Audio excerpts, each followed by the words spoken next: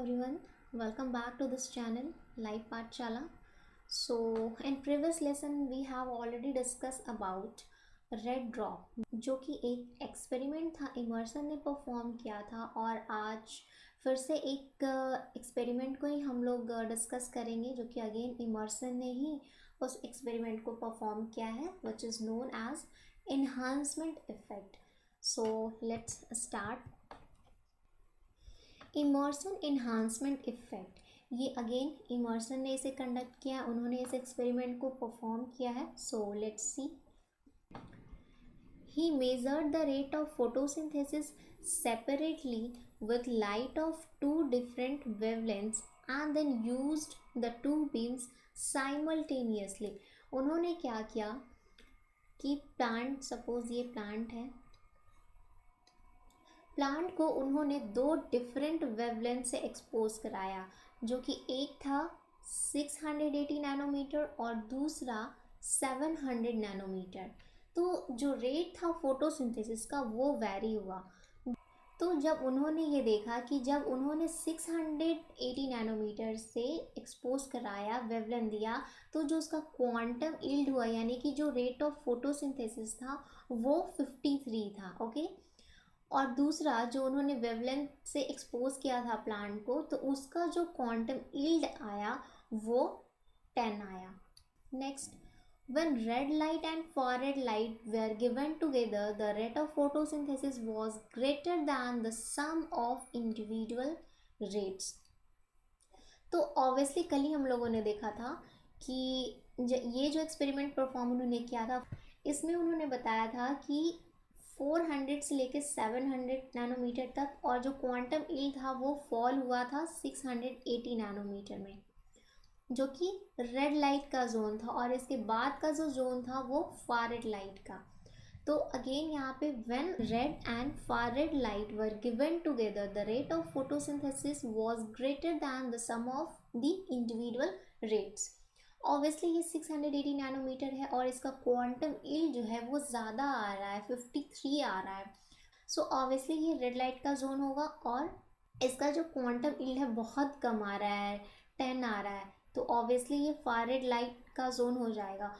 और जब दोनों को कंबाइंडली वेवलेंथ दिया गया एक प्लांट को, तो उसका जो क्वांटम यील्ड था वो 72 है, जो कि बहुत हायर है, जो कि इसके सम से भी ज़्यादा है। यानी कि ये दोनों का सम अगर हम करें तो कितना हो जाएगा, 53 और 10 को अगर हम ऐड करते हैं तो 63 ही होगा। जब दोनों को कंबाइंडली एक्सपोज किया गया तो जो क्वांटम यील्ड था एज अ रिजल्ट 72 आया, जो कि इसके ये दोनों के सम से भी ज़्यादा है। तो अब इसका जो क्वांटम यील्ड है वो अपने आप इन्हांस हो रहा है।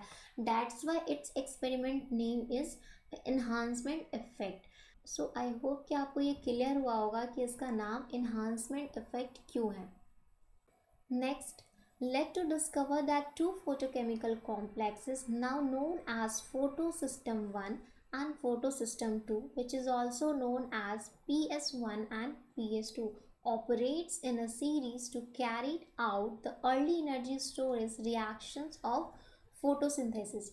बाद में इमर्सन ने क्या देखा कि इसमें दो फोटोकेमिकल कॉम्प्लेक्स होते हैं, एक होते हैं PS1 यानी कि फोटोसिस्टम 1 एंड फोटोसिस्टम 2, जिसको कि हम लोग in short PS1 and PS2 बोलते हैं। और ये ऑपरेट होता है सीरीज़ में, एक के बाद एक साइमल्टेनियसली ये परफॉर्म करता है। फोटोसिंथेसिस जब होता है तो ये दोनों फोटोकेमिकल कॉम्प्लेक्स एक सीरीज़ में ऑपरेट होते हैं, एक के बाद एक। ठीक है। Next, enhancement effect, the rate of photosynthesis when red light and far red light are given together is greater than the sum of the rates when they are given apart. जब अलग अलग वेवलेंथ को दिया गया तो एक का quantum yield जो आया वो 53 आया, जो कि 680 नैनोमीटर पे था, और दूसरा का जो क्वांटम यील्ड था वो 10 आया। तो दोनों को अगर हम सम करते हैं तो 63 ही आता है, जबकि जब दोनों को कंबाइनली परफॉर्म करते हैं तो इसका जो क्वांटम यील्ड है वो 73 आ रहा है। तो जो इसका as a result quantum yield है वो इसके सम से ज़्यादा आ रहा है। So the enhancement effect provided essential evidence in favor of the concept that photosynthesis is carried out by two photochemical systems working together in a tandem but with slightly different wavelength optima. मतलब कि जब photosynthesis हो रहा होता है तो दो photochemical complex एक सीरीज में परफॉर्म करते हैं, जिसको बोलते हैं, एक को बोलते हैं photo system 1 and photo system 2। सो अब तक हम लोगों ने क्या देखा? पहला, उन्होंने प्लांट को दो डिफरेंट वेवलेंथ से एक्सपोज कराया, जो कि है रेड लाइट और एक है फार रेड लाइट, जो कि जिसका वेवलेंथ है 680 नैनोमीटर और दूसरा 700 नैनोमीटर। जब 680 नैनोमीटर पे एक्सपोज किया तो उसका क्वांटम यील्ड 53 आया, और जब 700 नैनोमीटर पे एक्सपोज किया प्लांट को तो उसका जो क्वांटम यील्ड था वो 10 था। और जब दोनों को कंबाइन करके एक्सपोज किया वेवलेंथ से तो उसका जो क्वांटम यील्ड था वो ये दोनों के सम से भी ज़्यादा था, right? I hope you all are getting me. अगर आप इसको सम करेंगे तो आपका 63 आएगा, जो कि इससे भी ज़्यादा आ रहा है, दैट इज़ 72। तो इन्हांस हो रहा है इसका रेट ऑफ फोटोसिंथेसिस, तो इसलिए इसको इन्हांसमेंट इफेक्ट बोलते हैं या तो फिर immersion enhancement. So I hope कि आपको ये एक्सपेरिमेंट क्लियर हुआ होगा। ओके, मैं कल वाला भी एक बार फिर से समराइज़ कर देती हूँ। रेड ड्रॉप इफेक्ट में क्या हुआ था कि उन्होंने सारे लाइट्स को लिया था 400 से लेकर के 700 नैनोमीटर तक, तो उन्होंने देखा नियर अबाउट 500 नैनोमीटर पे कुछ लाइट जो है एब्जॉर्ब हुए हैं, और क्वांटम यील्ड जो है वो बिल्कुल डाउन हो गया 680 नैनोमीटर पे, जो कि रेड लाइट का जोन था, और उसके बाद बिल्कुल फोटोसिंथेसिस नहीं हो रहा था। तो इसमें उन्होंने 400 से लेकर 700 नैनोमीटर तक लिया था रेड ड्रॉप में, और वो क्वांटम यील्ड जो है वो ड्रास्टिकली फॉल ऑफ हुआ था, सडन फॉल हुआ था रेड लाइट जोन में, इसीलिए उसका नाम पड़ा था रेड ड्रॉप।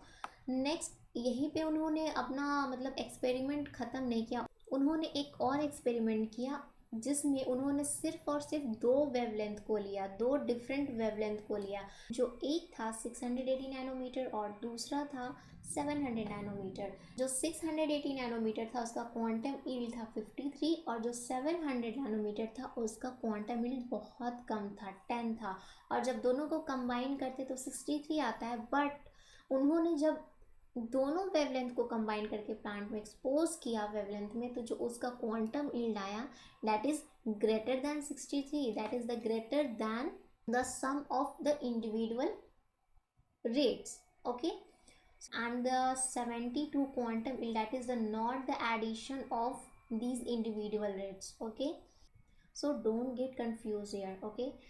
एंड फिर इमर्सन ने ये देखा कि ये जो फोटोसिंथेसिस का प्रोसेस है, फोटोसिंथेसिस हो रहा है, तो ये दो फोटोकेमिकल कॉम्प्लेक्स होता है इसके पास, जिसका नाम है PS1 एंड PS2, जो कि एक सीरीज़ में साइमल्टेनियसली ये परफॉर्म होता है, ऑपरेट होता है एक सीरीज़ में।